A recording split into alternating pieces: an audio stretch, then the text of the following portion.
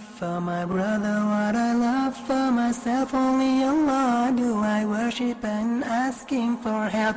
Every day 5 times must I always pray. I am proud to be a Muslim now. Everyone say La ilaha illallah Muhammadur Rasul.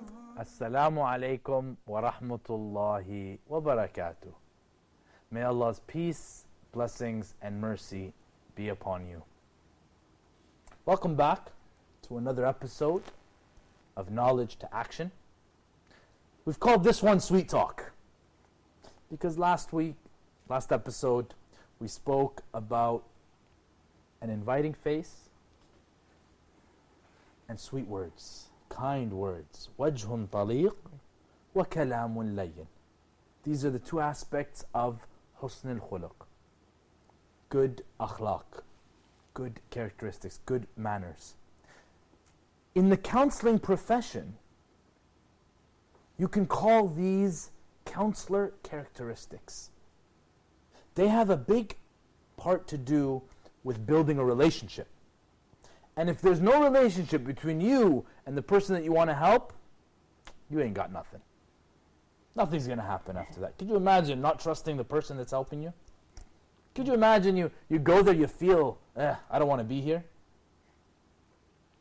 Sometimes when we interact with our doctors, with our dentists, we get this cold feeling. Yeah, but I mean, I've got a dentist in Canada. Even though he's ripping holes in my teeth, he's got great akhlaq. I love visiting him. I hate the work, but I love visiting him. Same thing in Palestine. Love my dentist. He's a good friend of mine. So you can be in situations that are difficult, but the relationship changes everything. And so today we want to start off with this sweet talk. And if you've noticed, every single week when I start off with Assalamu alaikum wa rahmatullahi wa barakatuh, this is the first and most essential sweet talk. The Prophet Muhammad sallallahu alaihi wasallam said, by him in whose hands is my life, وَالَّذِي نَفْسِي بِيَدِهِ. So the Prophet Muhammad sallallahu alayhi wa sallam, greatest man who ever lived, best akhlaq, best everything, is swearing by Allah. And just stop for a moment. That's the knowledge. Think about it. His belief in Allah subhanahu wa ta'ala is 100% yaqeen. And he's swearing by Allah. That's serious, man. The Prophet of God is swearing by God. And he's saying, my life is in his hands. You will not enter paradise until you believe. And you will not believe until you love one another. Let's stop there for a second. Why not until you fear the leader? Or why not until you obey your parents? Or why not until you follow the rules? Because it's not about control. It's about change. Love changes things. Ever see a solid, hardcore guy? So firm, so rigid? Watch what happens when he has a baby girl. Watch what happens to his heart when he has a child.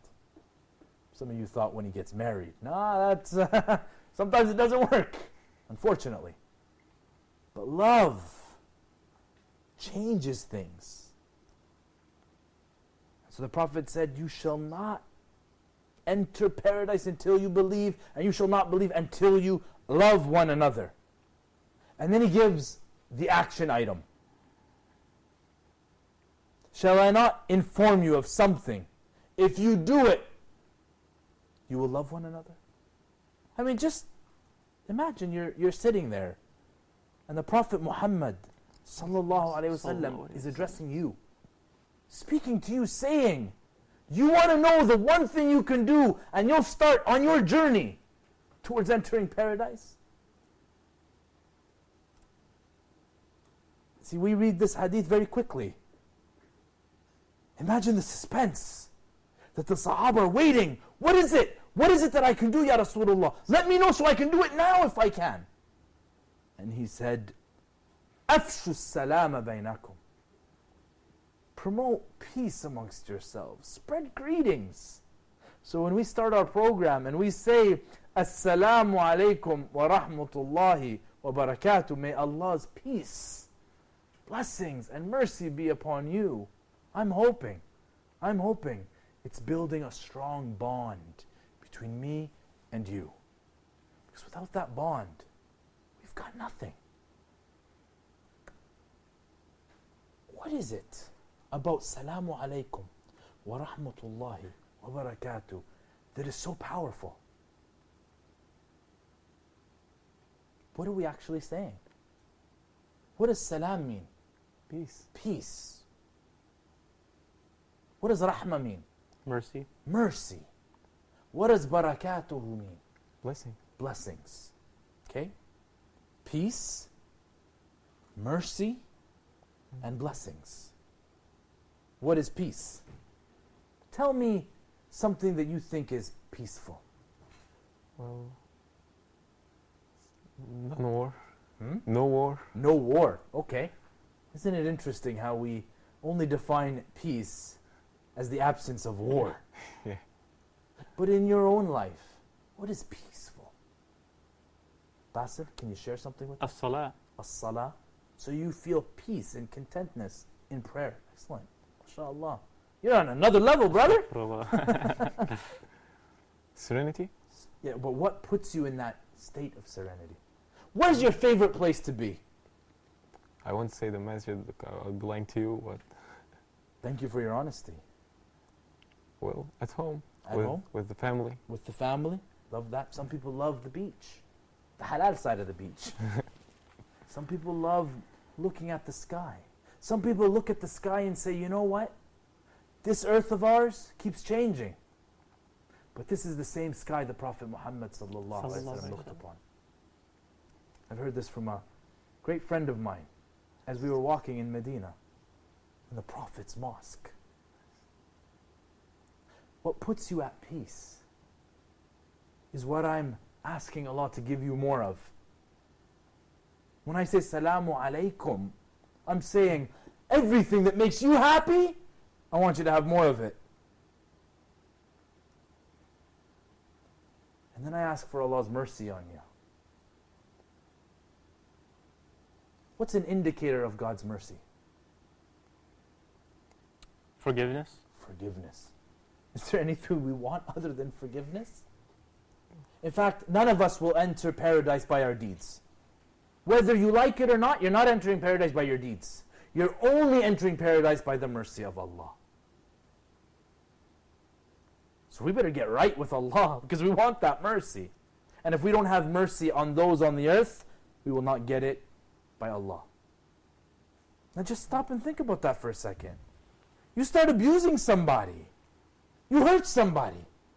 You insult somebody. You steal from somebody. Is that mercy? So you expect mercy from God? We've got to be very, very, very careful. The stuff that we're talking about here is for our own selves, not necessarily for the other person. So yeah, you're going to be selfish when you have kalamul layyin, because you're receiving mercy from Allah subhanahu wa ta'ala for being merciful to others. And so we ask for that mercy, you get that forgiveness from God. That you don't suffer, that you have no problems, that you have no difficulties, that you have no grief. That's mercy. So now we're asking you to be extremely happy in your life, and we're asking for no problems in your life. Wa barakatuhu. So you could be on a deserted island with enough water and food, with no problems, no stress. You can never do anything and make no mistakes. You have just total peace. But that's not what life's all about. Life's about working, getting things. So barakatuhu comes in. The third thing we're asking for is blessings. That you get you increase. You get a raise at your job. You get that job if you're struggling and you can't find a job to feed the family. We're asking for you to get that job and get more. And keep increasing you in wealth. Because we don't believe that wealth is limited. The wealth of Allah subhanahu wa ta'ala is not limited. We believe that wealth, there's enough wealth to go around. Some people would rather you not have that wealth. Some people would rather you not have mercy. Some people would rather you not have peace. That person is somebody that we always avoid. But when it comes to you our viewer, no. You got akhlaq. You got those characteristics, whether people see it or not. Whether you're having a bad day or not, you got that. Especially when you say, Assalamu alaikum wa rahmatullah wa barakatuh. May God's peace, blessings, and mercy be upon you. So the knowledge, we know what we're saying. But how does that lead to action? The next time you say Salamu alaikum wa rahmatullahi wa barakatuh to somebody, take a moment to reflect. Think about it. When they say that to you, you must respond equal or better. There's a huge difference between me coming up to you and saying, Assalamu alaikum wa rahmatullahi wa barakatuh, and your response is, Alaikum salam. That's not wajhul taliq, man. You didn't give me what I gave you. You got to give me equal or better. And so inshallah, when we come after the break, we're going to talk about how to respond to people. So speaking is not just about you talking and saying the words. It's not a lecture. Speaking is one part of the dialogue. So if you want to say good things to people, you better keep those ears open. Because when they're speaking to you, what you respond next is an important piece. And after the break, we'll talk about responding skills. Assalamu alaikum wa rahmatullahi wa barakatuh. La ilaha illallah Muhammadur Rasulullah.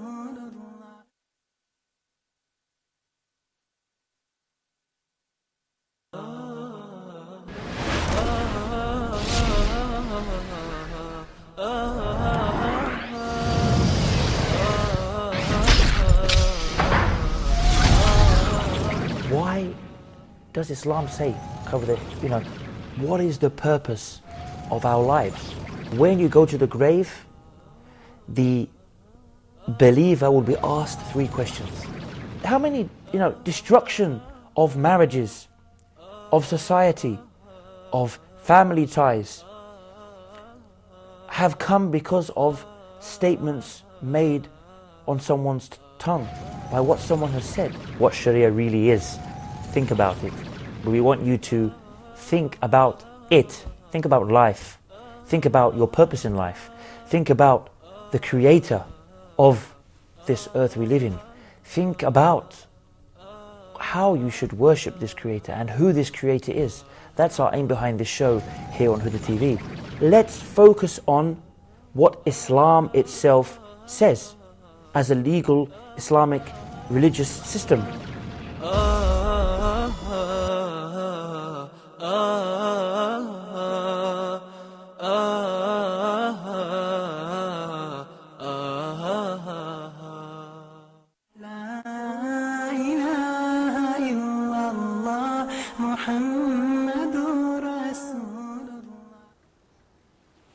Assalamu alaikum wa rahmatullahi wa barakatuh. May God's peace, blessings, and mercy be upon you. Has anything changed? Have you felt any change inside of you? Have you felt a motivation to want to be a better person? Because if so, then we're on the right page. You're on the right journey, and we're achieving some of our goals. Our next goal for today is, how do you speak to people? Because once again, it's not just what you say to them. Because you could say, Assalamu alaikum wa rahmatullahi wa barakatuh, and that's it. That's not enough. They're going to say, Wa alaikum assalam wa rahmatullahi wa barakatuh. Now, the relationship has begun. Afshu salama bainakum, right? Spread peace amongst yourselves. That's just initiating the relationship. Then what's going to happen? If I say salam, if I ask God for everything that you want, that you get, that's genuine respect for you and your goals in life, right? Then you respond the same thing, even probably in a better way. Okay, then what? I'm going to want to keep talking. But what happens when people start talking? How do we respond to what they say? Our next session is about listening. Because there's a difference between hearing, which is a physiological thing, and listening, which is a psychological, emotional, and even spiritual thing. Okay? But you're speaking to somebody, and they start talking to you about their problem. What do? I think try to empathize with them. Have some empathy. Okay, good. Yeah. So try to really understand what they're saying. But what if they're all over the place? Have you ever spoken to somebody and you had no clue what they were talking about? They just kept rambling. And sometimes we get frustrated and we say, hold on a second, stop breaking the pattern, right? Stop breaking the pattern. I can't follow you. How do you think they're going to feel? You feel like, okay, don't worry about it. Okay? What do? What responding skills do you have? They come up to you and they say, my life is terrible. What do you say to them? Try to comfort them. Try to comfort them. Okay.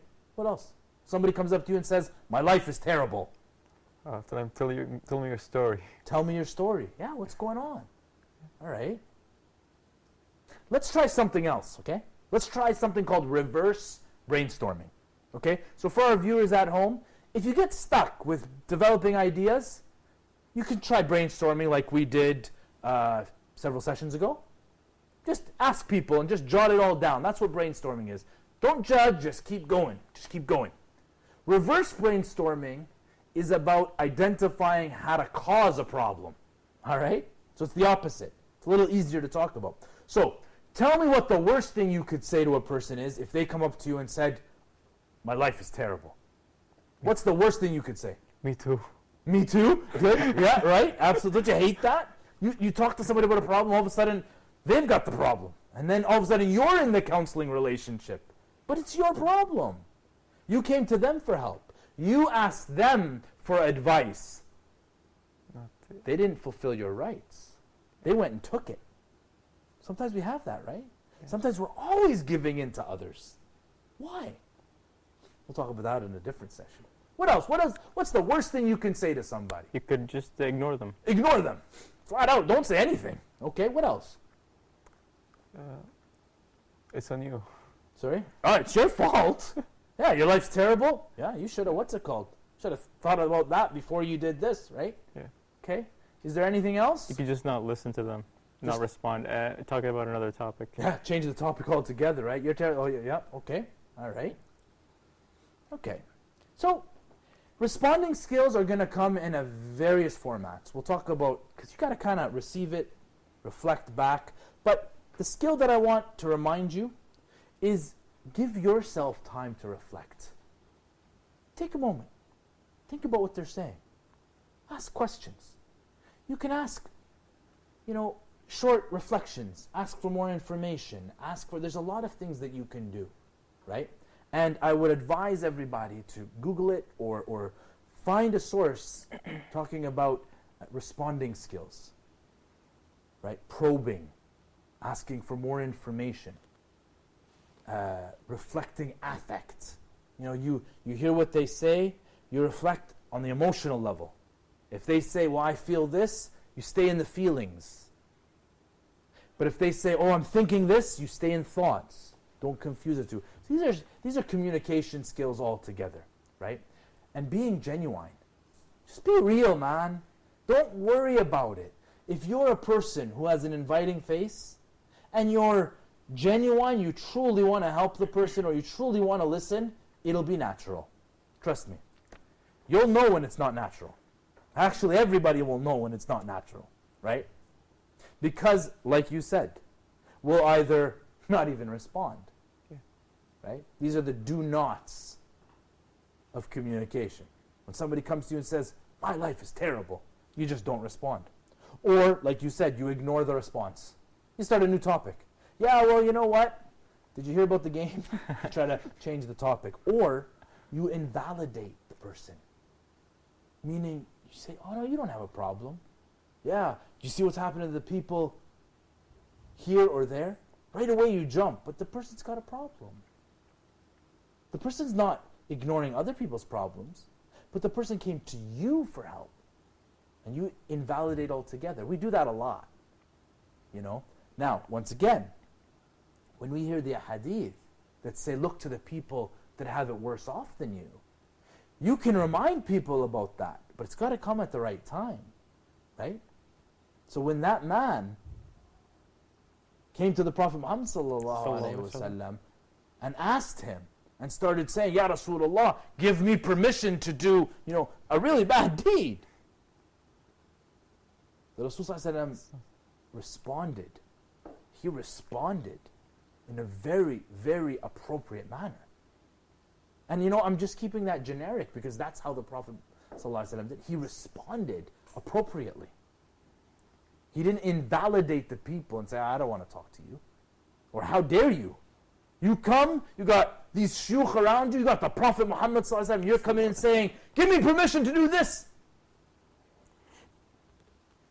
He responded appropriately. Responding skills are essential to kalamul layn, to sweet talk. Because people are expecting it. Or you give an egocentric interpretation. Just based on how you see the world. Well, you know what? Your problem is because you did this or this or that. And all of a sudden you start throwing that in, right? And which relates to that unauthentic advice. Right? So you start giving advice, you have no clue what the guy's going through.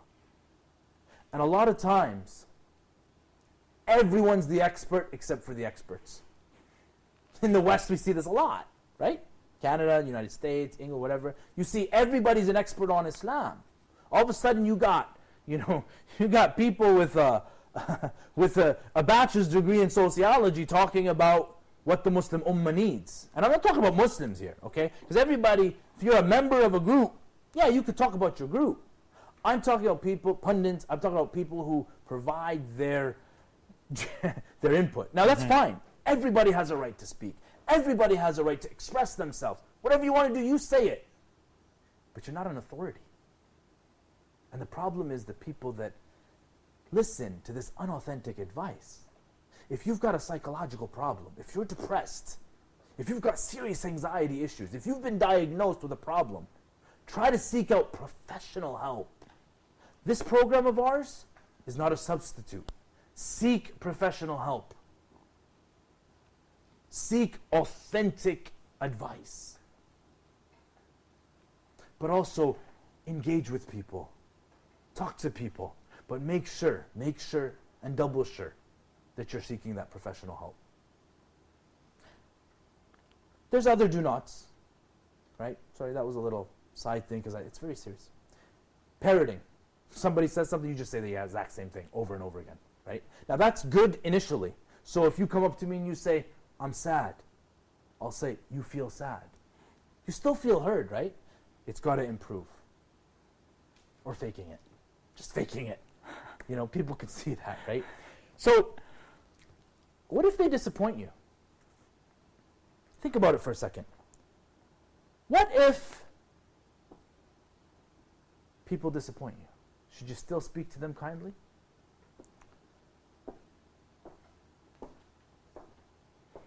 The Prophet Muhammad sallallahu alayhi wasallam, in the Battle of Uhud, remember the Battle of Uhud? We know what happened, right? Most people know the story. If not, I suggest you read about it. The archers on the hill, what were they told? Don't come down. No matter what happens, don't come down. Long story short, they came down. Tragic loss. The battle converted from almost victory to the Prophet Muhammad sallallahu alaihi wasallam, the Prophet of Allah, being injured, tooth damaged, shrapnel in his cheek, in his head, shoulder wound. Imagine our Prophet Muhammad sallallahu alaihi wasallam, the most peaceful guy in the world. You might think peaceful, but he's fighting a war. What do you think the other side was like if a peaceful man has to fight? What do you think he went through? Best akhlaq, and now he's injured in this battle. What's important was what happened after. What happened after the Battle of Uhud? How did the Prophet deal with the very same people that disappointed him? Our answer is in the Quran. Inshallah, next week we will explain how the Prophet Muhammad sallallahu alaihi wasallam responded to people who disappointed him. I hope you'll have an opportunity this week to engage with another person, to smile more, to speak to people, to just listen. And next week we'll talk a little bit more about listening skills. Assalamu alaikum wa rahmatullahi wa barakatuh. I only love for my brother what I love for myself. Only Allah do I worship and ask Him for help. Every day 5 times must I always pray. I am proud to be a Muslim now. Everyone say La